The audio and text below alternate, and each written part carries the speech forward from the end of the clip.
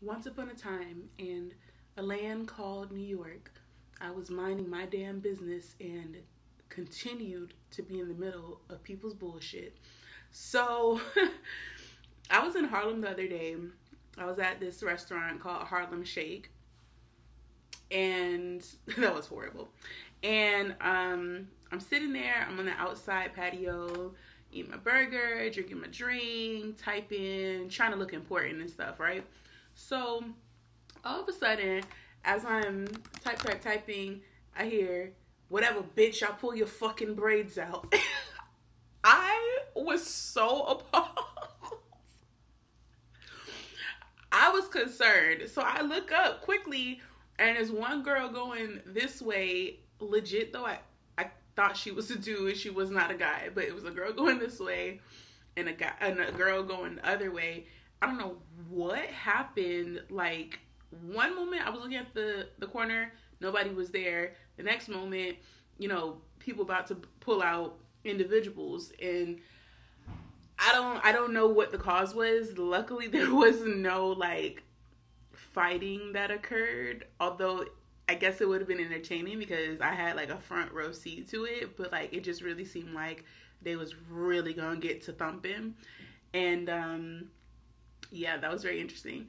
Then yesterday I was somewhere in Brooklyn, and I'm at the grocery store, and I'm just walking by this couple and a child I presume to be their son.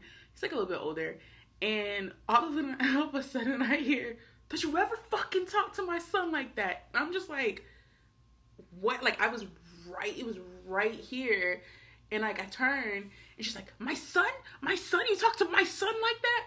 I'm thinking this man's like a stranger to her, the way she's talking to him, not somebody who she's in a relationship with, because I just feel like, why would he say something crazy to your son all of a sudden out of the blue at the grocery store if they don't have that relationship like that? Like, if he hasn't been in the picture that long. And she just keeps going, "You talk to my son like that in public? You da da da da." And I'm like, at this point, because it carried on for so long, she just has to like dysfunctional relationships as well as the dude. And like, to be showing out like that in public in front of the child, more so I would say in front of the child, because honestly sometimes you gotta show out in public and it is what it is. But it made me think, like, I was talking to my friend Hope, and I was just like, I feel like people like that like dysfunctional relationships, and it could be because that's how they grew up, or it just could be because they're batshit crazy. Either way, I don't have time for it. I don't want to be stressed out. I don't want, like, I feel like a lot of people in our generation, she looked like she was probably like a couple years older than me, but a lot of people in our generation feel like they have to play games for things to be interesting, and they have to be like argumentative for things to be interesting, and I don't think that's the case. Disclaimer, I'm not a relationship expert. This is just my 2 cents. But yeah, save the drama for your mama. I don't know why I keep running into stuff like that, but whoo, Moesha was about to get her braids snatched in Harlem, and freaking Juan was about to get dealt with over in the grocery store. And then today, I stumbled upon a mall. Apparently it's called Fulton Mall. Not a mall like building, a mall like an area. And so I'm in there, and I decided to go up to the Target, and I hear this man like calling me, and I'm kind of like, sorry, I have to sneeze, and I'm kind of like ignoring him because I'm on FaceTime. I just didn't want to like be bothered.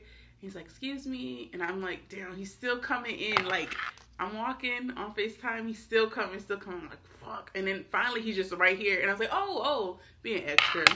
And he said, "Oh, I'm sorry, I didn't mean to startle you." He seems out of it.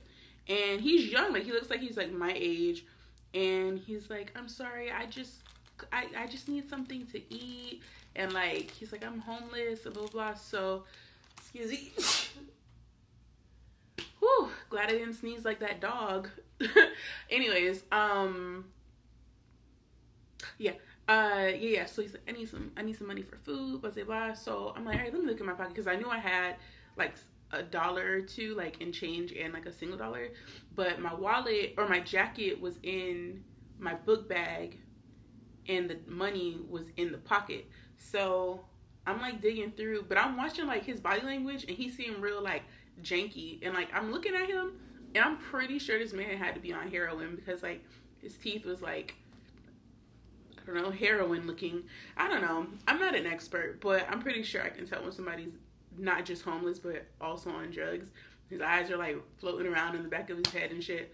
And while I'm like searching through my book bag, I just feel like every time I'm looking here and I look back at him, I feel like he's looking in my book bag or whatever. So finally I was like, you know what? I'm not even going to look for the money. I'm just going to take this $5 out my pocket and give it to him, because I didn't want him to end up like just grabbing my book bag. Then I'd really be shit out of luck. So I gave it to him. He takes it. No lie. He takes it. He goes, he smelt it. And I was like, I couldn't control my facial expressions at that moment. I was like, what? He was like, oh, I don't know what excuse or reasoning he gave, but I was like, all right, sir, well, have a good day. He's like, you know what? I'm not even going to use this for the food. I'm going to check into like this shelter. I have to put together $12.50 for this shelter. And I'm thinking to myself, they charge homeless people for shelters? Like, what? Wouldn't that be backwards? Anyways, but I was like, sir, do what you want with the money, to be honest with you. Do what you want. And like this guy, he was like, whoa, you actually gave him $5? Like, you must be nice. Can I get $1? And I was like, you know, whatever. He says I'm going to get it back. Good karma. I mean, if I do, that's great. It's very sad. I see a lot of young people that are homeless up here, and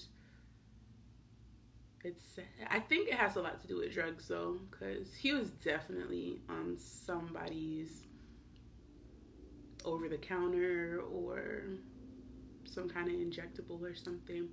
But on a lighter note, I definitely signed for my lease today. Hey. So I'm up out this hotel as of next Wednesday or Thursday. So things are looking up for your girl.